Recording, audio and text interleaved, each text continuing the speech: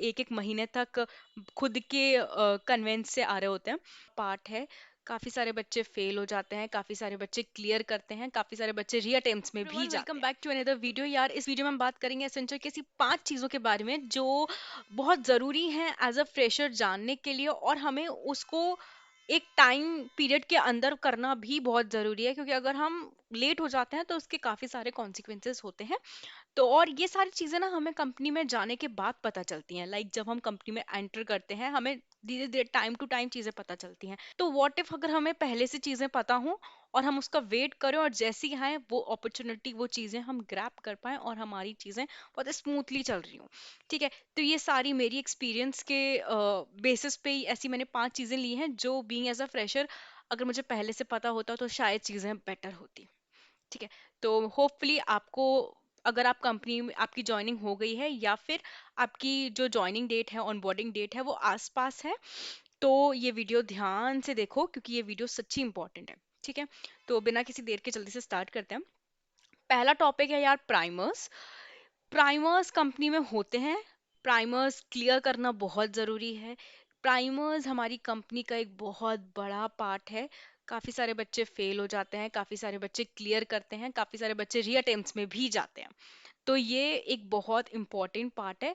यार प्राइमर्स के बारे में हमने बहुत सारी वीडियोस बनाई हैं, बहुत सारी बातें की हैं।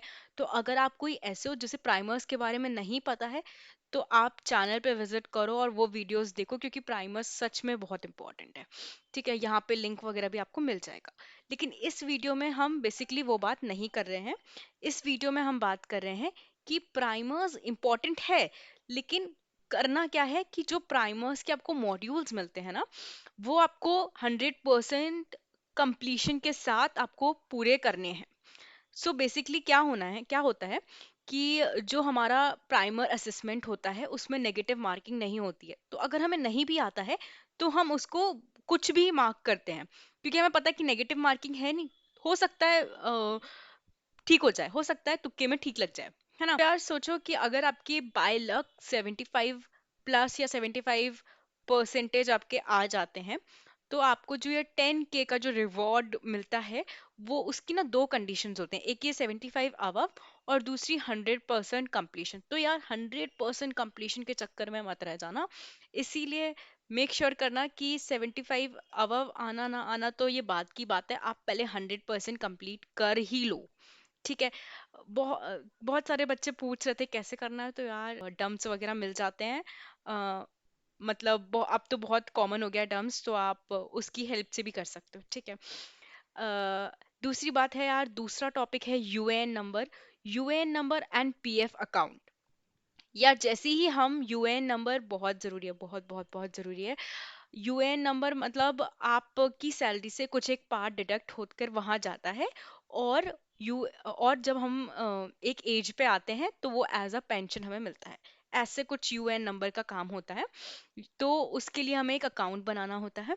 यार जैसे ही हम कंपनी ज्वाइन करते हैं ना, हमारा यूएएन नंबर जनरेट हमें करना होता है। उससे पहले हमारा नहीं होगा।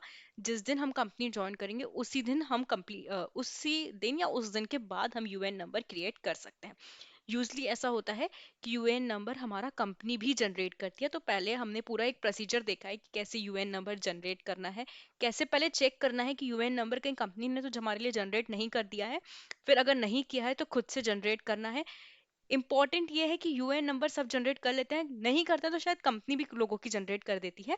लेकिन उसमें पीएफ अकाउंट हमें खुद से करना होता है, पीएफ नॉमिनेशन होता है, वो हमें खुद से अपडेट करना होता है। नहीं तो अगर आप वो नहीं करोगे तो बार बार आपका जो आउटलुक है ना, उस पे लोग मैसेज कर करके बहुत वो कर देते हैं कि generate your PF nomination, fill your PF nomination. बहुत सारी मैसेज आते हैं, बहुत सारे मेल्स आते हैं आपको पीएफ नॉमिनेशन के थ्रू। मेरे पास भी आए हैं कि जब तक मैंने नहीं किया था पीएफ नॉमिनेशन, बहुत सारे मेल्स आए थे मेरे पास। ठीक है, 2-3 दिन कंटिन्यूअस यही मेल आए थे कि पीएफ नॉमिनेशन, पीएफ नॉमिनेशन। जब तक नहीं किया तब तक कि पीएफ नॉमिनेशन आता रहा। बहुत सारी ये लोग ना सेशंस भी लगाते हैं कि पीएफ नॉमिनेशन कैसे करना है। तो मेक श्योर कि आप ये चीजें कर लो, ठीक है, क्योंकि ये जरूरी है। इसके बाद पीएफ नॉमिनेशन हो गया। इसके बाद यार सैलरी का देखो, बहुत इंपॉर्टेंट है। जैसे ही तुम जाओगे ना, तुम्हें मेक श्योर करना कि तुम सैलरी का एक कंपेंसेशन फॉर्म होता है। ठीक है, मेक कंपेंसेशन फॉर्म होता है, कंपेंसेशन फॉर्म में कुछ हमें इम्पोर्टेंट कुछ चेंजेस करने होते हैं, सो दैट जो हमारी सैलरी है वो डिडक्ट ना हो। क्योंकि बाय डिफॉल्ट वहां पर कुछ ऐसी चीजें होती हैं, बाय डिफॉल्ट वहां पे कुछ ऐसे भरी रहती हैं चीजें जिसके अकॉर्डिंग हमारी सैलरी से कुछ एक फिक्स अमाउंट डिडक्ट होता है हर बार। तो जब तक तुम वो चीजें क्लियर नहीं करोगे, जब तक तुम वो चीजें चेंज नहीं करोगे, वो डिफॉल्ट सेटिंग, वो डिफॉल्ट चेंजेस चेंज नहीं करोगे, तब तक तुम्हारी सैलरी से एक पर्टिकुलर अमाउंट डिडक्ट होगा। और जिस दिन तुम वो चीज चेंज करोगे, उस दिन जितना भी अमाउंट डिडक्ट होता है वो तुम्हारा नेक्स्ट सैलरी में आ जाता है। तो मेक श्योर कि तुम जाते साथ ही वो चेंज कर लो, ताकि तुम्हारी सैलरी से वो पार्ट डिडक्ट ना हो। और अगर डिडक्ट होता भी है तो बाद में सैलरी में आ जाता है, बट ये चीज याद रखना कि तुमको ये चीज करनी है। ठीक है। चौथी चीज हमारी है स्ट्रीम ट्रेनिंग।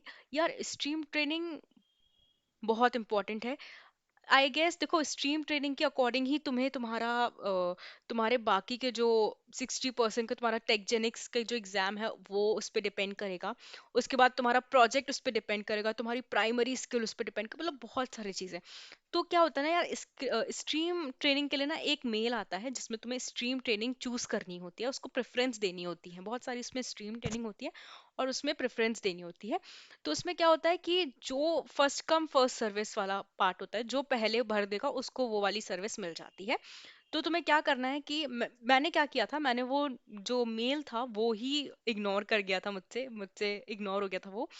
और मैंने उसको मिस कर दिया था। और उसमें क्या हुआ कि फिर मैंने बाद में भरा था, तो जो मैंने ट्रेनिंग ऊपर डाली थी ना, वो ना मिलने की जगह मुझे जो मैंने सब लास्ट सेकेंड में डाली थी वो ट्रेनिंग मुझे मिली थी, वो स्ट्रीम मुझे मिली थी, उस पे मुझे ट्रेनिंग मिली थी।